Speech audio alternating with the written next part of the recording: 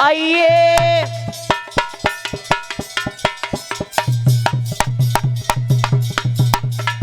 जाओ व्यास सरोवर को चला जा। जल स्तंभन मंत्र जानता था दुर्योधन, 6 महीने पानी में रह सकता था, इस विद्या को जानता था। तो दुर्योधन आज व्यास सरोवर में गए। चतुर कितना था, उल्टे कदम चलाए, उल्टे कदम के निशान बन जाए पार पे तो कोई दिखवैया जी जाने का, कोई लिकर के गवा है। उल्टे कदम चल के ताल में कूद गया। अब जैसे ही आज कुंती के सामने पांडव आए हैं, मैया हमने महाभारत को जीत लिया, विजय कर लिया, तो अब हमारे विजय का तिलक लगा दो। कुंती ने कि सबसे पहले वो बेटा मेरे सामने आवे जिसने दुर्योधन को मारा। पांचों की आवाज बंद, पांचों की आवाज बंद। मैया आज अंतिम दिन दुर्योधन ही नहीं दिखो में, और तो सब मार गए पर कोई नहीं दिखा। कुंती ने कि जब तक तुमने निर्दोष तो सम्मान दे, और जो सबसे बड़ा पापी था वो जिन्ना है, विजय का तिलक तब तक नहीं लगाऊंगी जब तक दुर्योधन को नहीं मारोगे। अब भगवान पांडवों को लेकर के चले तो भीम तो पैदल हैं, मशाल जल रही थी हाथ में, और 4 पांडव रथ में। आज भगवान दुर्योधन के पद चिन्हों पे 22 सरोवर पे आ गए हैं। तब कही कन्हैया ने, भीम दुर्योधन सागर, प्रभु अब हार गए हम। क्यों? वो तो पानी में रही, वो जान तो है, और हम पे पानी में जाओ ना जाओ। भगवान कन्हैया कह रहे तो तुम नीचे को आवाज मार दो। देखिए ये भी भगवान की माया थी, और जल के भीतर शब्द जाता नहीं है, तो तुम आवाज मार दो, वो एक महान क्षत्रिय है, बाहर निकल के आएगा। तो जैसे भीम ने आवाज दी है कि दुष्ट, सब परिवार को मरवा करके तू जल में छिपा बैठा है, आज भीमसेन तुझसे लड़ने के लिए तैयार खड़ा है। तो जैसे दुर्योधन के कान में शब्द गया, एकदम उठ के खड़ा हुआ। उसी समय लक्ष्मी ने रोक लिया। महाराज कहां जा रहे हो? जो जाकी शरणा वसे ताकू ताकी लाज, और जल सन्मुख मछली चढ़े और बहे जात गजराज। महाराज तुम मेरी शरण में और रुक जाओ, आन निकल के जाओगे तो मारे जाओगे। रोक दिया। भीम ने कि प्रभु जा मैं कहूं ना, काय को चिल्लवा रहे हो, जब हो तो आ तो ना है। कन्हैया कह रहे हैं अब ऐसी बाणी तुमने कही ना आए, सुबह पे सैन न हो। तो आज करुए शब्द बोले भीमसेन, वो शब्द बोल गए जिस कर्म को पांडव कभी नहीं कर सकते थे। भीम ने कहा, रे दुष्ट, तेरे महतारी बाप दोनों को हमने कैद में कर लिया है। धृतराष्ट्र को पेड़ से बांध दिया, नकुल कोड़ाओं की माल लगा रहा है, और तेरी महतारी को मैंने द्रौपदी की दासी बना दिया है। जाके महताई बाप इतने दुख में हुए, और ताकि औलाद जिंदा बैठी है। जो वो करुआ वचन भीतर गया, सोता बंधु अब सहन नहीं हुआ। जब नहीं सहन हुआ तब, अरे उठ बैठो ए बलदारी,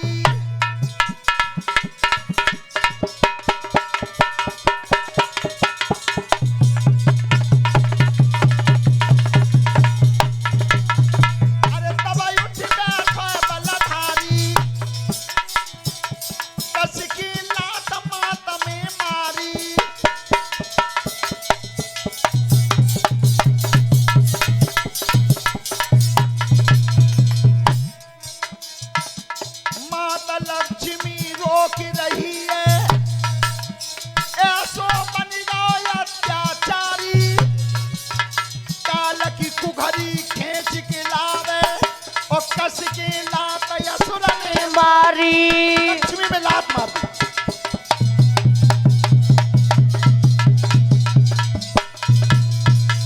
जैसे ही लक्ष्मी में लात मारी और दुर्योधन बाहर निकल के आया। कहां है दुष्टर? भीम, अर्जुन, नकुल सहदेव कहां? मैं युद्ध के लिए तैयार खड़ा हूं। पर धन्य दुष्ट जैसे अवतार, आज लड़ाई जीत ली थी, पूरा कुरुक्षेत्र में महाभारत का पाला दुष्टर की तरफ आ गया था, जीत गए थे, और फिर भी आज दुर्योधन से बोले क्या है दुष्टर? आज जुड़ गए। 5 गाम हम कूदा दीजे,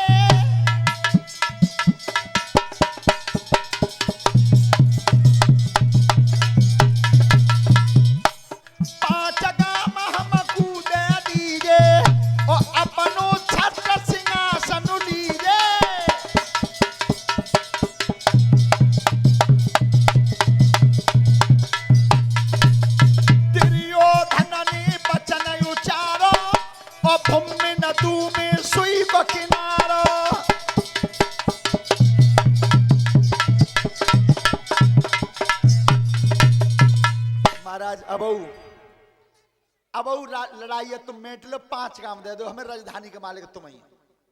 पर वह दुष्ट ने कही कि सुई की नोक के बराबर धरती नहीं दूंगा। अब दुष्ट ने कही कि तुम चाहते क्या हो? क्या मैं युद्ध चाहता हूं? तुम्हारा युद्ध तो न्यू ना बनना होगा, तुम हो अकेले और हमें 5, तो लड़ाई नीति की कहां है? धर्म की लड़ाई तब होगी तब 3 हम हो 3 ही तुम हो। तो मेरे 2 भाई छांट के 3-3 हो जाओ, आ जाओ मैदान में। ध्यान रखना, लेकिन दुर्योधन कह क्या रहा है कि दुश्मन की मदद लेके मैं लड़ाई जीतूं, यह धर्म नहीं हुआ। आज कहिए धर्म की पहचान क्या है?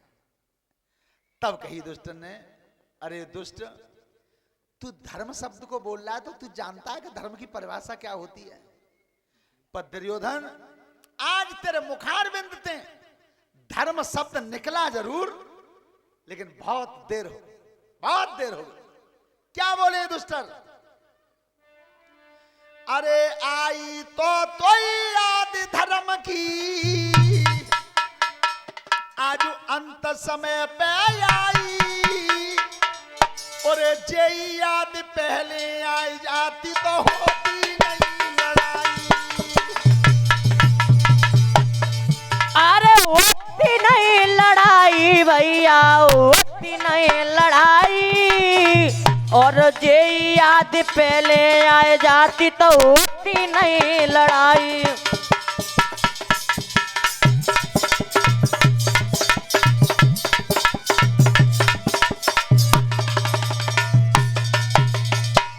ध्यान रखना, लेकिन दुर्योधन बोला क्या है? मैं अपने पक्ष का राजा हूं और तुम्हारे पक्ष का जो राजा हो, तो राजा की कुश्ती राजा ही थे हो भाई। ये दुष्टन ने कही, कन्हैया ते प्रभु अब के मामलो ज्यादा गड्ढा में चलोगो, चूंकि जाल में ते राजा हूं मैं, और मेरो कब्जा कहां है कि जाते मैं लड़ जाऊं? भगवान कृष्ण ने की चिंता मत करो, मैं तू कि बताओ कि अपने तरफ ते राजा बना दो भीम, अपना मुकुट रख दो। सो भीम को सामने खड़े करके कई कन्हैया ने जा तरफ ते राजाएं भीम। लेकिन ध्यान रखना, दुर्योधन बहुत चतुर था, बहुत राजनीतिक था। माने कि ठीक है महाराज मान ली, तो राजा के प्रजा पैर छूती है, तो अगर भीमसेन राजाएं तो ये 4 भैया 5 हुए। दुष्टन ने कि प्रभु अब क्यों और ज्यादा बिगड़ गई, क्योंकि मैं धर्म अवतार हूं और मेरा शीश भीम के चरणों में नहीं झुक सकता। भीम छोटा भाई है। सो भगवान कन्हैया ने भीम के दोनों पैर चौड़े करवा दिए, और तब कई दुष्ट थे कि बीच में तीसरा कदम मेरा दिखाई देगा तुम्हें माया से, बस तीसरे कदम को शीश नवा दियो, तो नजरी मत करियो। सोता बंधु, भगवान के चरण को मस्तक झुका दिया। तब कही अब तो राजी हो? दुर्योधन ने की बिल्कुल राजी है, पर महाराज एक बात समझ में नहीं आई कि जब भीम के 3 पांव कब तय गए,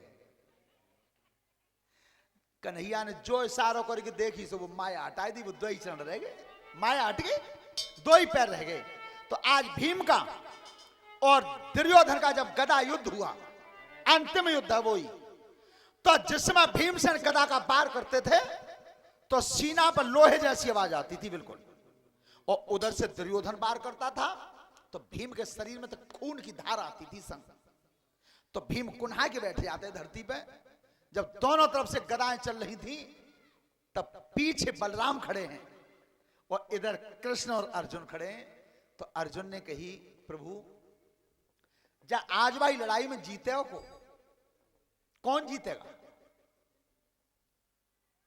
उस समय कह रहे हैं भगवान, पारथ बल भीमसेन में ज्यादा है और बुद्धि दुर्योधन में ज्यादा है, तो बुद्धि के सामने बल हार सकता है। तो प्रभु 18 दिन ते जिता लाए हो, तो ने कहा आज और कैसी मदद कर दो।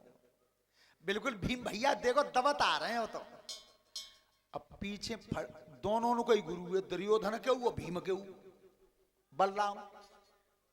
आज गुरु सामने खड़े कर देख रहा है, आज देखूंगा दोनों चेलों में मैंने किने किने कहा सका हुआ है। तो जब भीम की काया पस्त भई है, तो पारथ कह रहे हैं कन्हैया बात बिल्कुल बिगड़ जा भाई, भैया भीम अब बिल्कुल निर्बल है, अब नहीं। तो कन्हैया कह रहे हैं कि अर्जुन त्याय भैया भीम ने मेमा चिताई ले, तो मैं आंख को सहारो दे दूं और जो इसलिए नहीं कह सकता कि गुरु ठाणे उनके पीछे।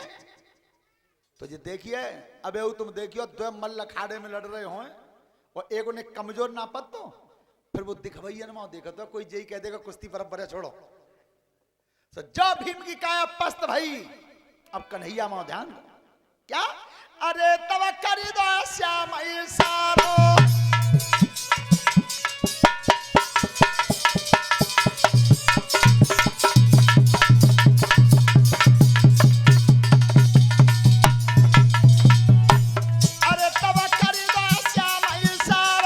दे सीधो हाथ जांग में मार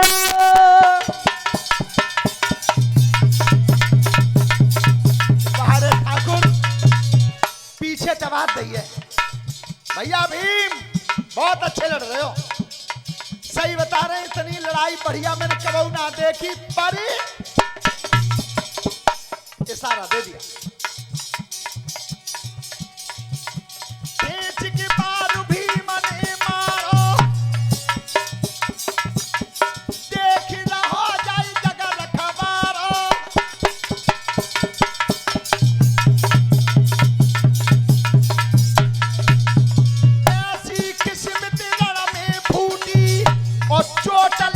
सोई जगह टूटी।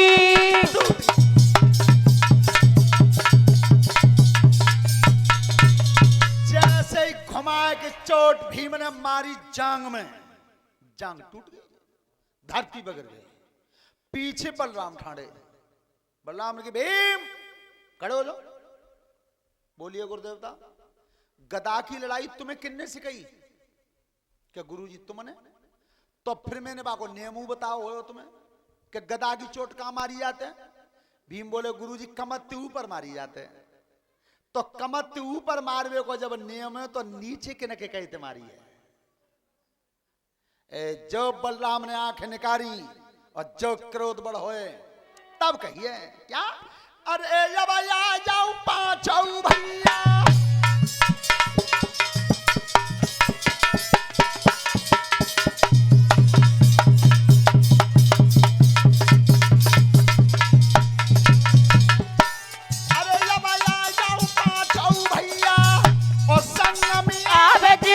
चढ़ैया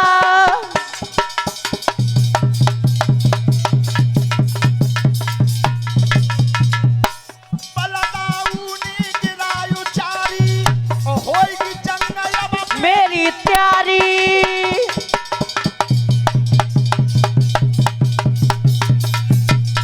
चलो पांचों तुम खड़े हो और अपन मददगार लाओ। अब दुर्योधन की तरफ से मैं भगवान कन्हैया आने की फेल है। तब कही दाऊ भैया एक बात बताऊं तुम्हें, तुम इतने क्रोधित कन्हैया मोए अब जिमाल में पड़ेगी का 18 उदना जई वो है ऐसा ही वो 18 उदना इतनी अनीत कन्हैया ने की भैया आज अनीत दिखाई दी है। आज तुम सामने उतारते मैंने तो इन्हें की कौरव पक्ष की अनीति रोजाना देखी है पया करते, तुम्हें तो आज मिली है देखवे। लेकिन सुनो जिस दिन द्रौपदी का चीरहरण हो रहा था उस दिन अनीत नहीं थी। अरे जिस दिन बाली अवस्था में भीम को जहर खवाकर नदी में फेंक दिया उस दिन अनीत नहीं थी। जुआ को धोखे से हरा दिया गया, सब संपत्ति छीन ली उस दिन अनीत नहीं थी। अरे जिस दिन 7 महारथियों ने 16 वर्ष के अभिमन्यु को रण में घेर के मार दिया उस दिन अनीत नहीं थी। सो आज तुम्हें अनीत दिख रही है। और दूसरी बात जब भैया 18 दिन तुम तो डोले हो तीर्थन में और मोह है गए न की लड़ाई में तुम्हें बाउलंग की सलाह को कोई अपने उर्वासन निकाल लेगा हो द्वारे कहते हैं वारे चतुर नेता। बलराम का ध्यान उधर को कर दिया, बलराम चले। अब अश्वत्थामा कृतवर्मा कृपाचार ये 3 महारथी बच गए थे, 3 और तीनों जब लौट के आए दुर्योधन की जंघा टूट गई थी, धरती पर पड़ा हुआ था। सोता बंदो रक्त की धार बह रही थी धरती पे। तो अश्वत्थामा ने आकर के माथे में